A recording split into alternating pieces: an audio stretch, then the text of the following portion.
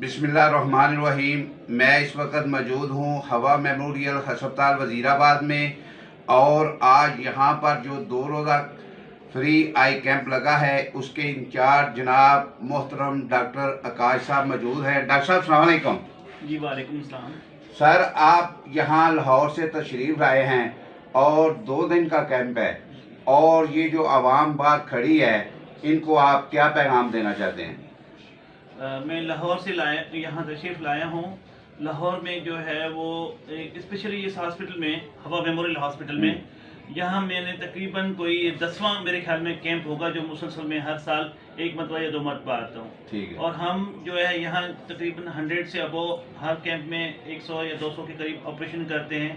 और ऑपरेशन की खास बात ये होती है कि हम यहाँ न आँखों में टीका लगाएंगे, न टांका लगाएंगे, और ऑपरेशन जो है फोल्डेबल लेंस डालेंगे जो एक अच्छी क्वालिटी का होता है और उसकी बेहतर रिकवरी होती है। तो हम चाहते हैं कि यहाँ जो है वो अच्छी तरीके से लोग अपने वीएन को बहाल करें। ठीक, शुक्रिया जी।